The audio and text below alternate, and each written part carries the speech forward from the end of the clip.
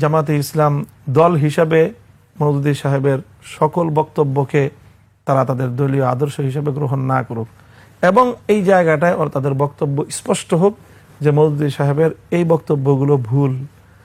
এটা হলো আমাদের সেই হাফিজ হুজুরের যুগ থেকেই আমাদের বাংলাদেশের আমাদের পূর্বপুরুষরা তাদের কাছে বারবার এই অফার করেছেন। চেঞ্জ করেছে তারা এখনো পর্যন্ত তাদের পক্ষ থেকে ঠিক আমরা যেভাবে বলি সেইভাবে তাদের পক্ষ থেকে কোনো বক্তব্য আসেনি। আরেকটা মানে এখানে তাদের ইসলাম নিয়ে কি ভুলগুলো আছে সেগুলো কি সংশোধনযোগ্য? আরেকটু যদি প্রিসাইজলি বলতেন, ঈমান আকীদার কোন ভুলগুলো আছে? আর আপনি মুক্তিযুদ্ধের প্রসঙ্গে কথা বলছেন, তাদের কি সে অবস্থান পরিবর্তন হয়েছে? না হলে তো কি করবেন? এখানে আমি জামাতে ইসলামের তাদের যে আধ্যাত্মিক গুরু এবং তাদের প্রতিষ্ঠাতা মরহুম মাওলানা আবুল আলা মওদুদী সাহেব, ওনার কিছু স্পেসিফিক কিছু বক্তব্য এবং কিছু মতাদর্শ যেগুলোর ব্যাপারে ওনার সেই বছর যুগ যুগ ধরেই এদেশের আলেম সমাজের সাথে তাদের সাথে মতবিরোধ রয়েছে।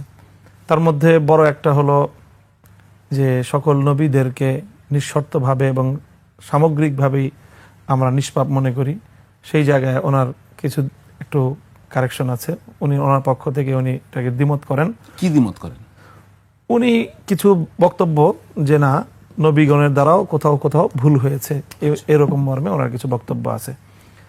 আর এছাড়া আমরা মনে করি যে নবীর পরে নবীজির যে সহচর যারা ছিলেন, সাহাবী যারাকে আমরা বলি, সেই সাহাবায়ে কেরাম আমরা মনে করি যে তারা সমালোচনার ঊর্ধ্বে এবং তারা সামগ্রিকভাবে উম্মার জন্য তারা আইডল, এবং তাদেরকে আমরা বলি মেয়ারে হক, সত্যের মাপকাঠি তারা। তো এই জায়গাটাতেও মওদুদী সাহেব নবীর পরে আর কাউকে ঠিক ওইভাবে বিতর্কের ঊর্ধ্বে তিনি বিশ্বাস করতে চান না।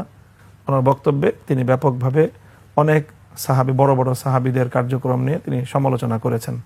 এটা হলো মৌলিক দুইটা পয়েন্ট। এই সমালোচনা কি হারাম বলবো আমরা?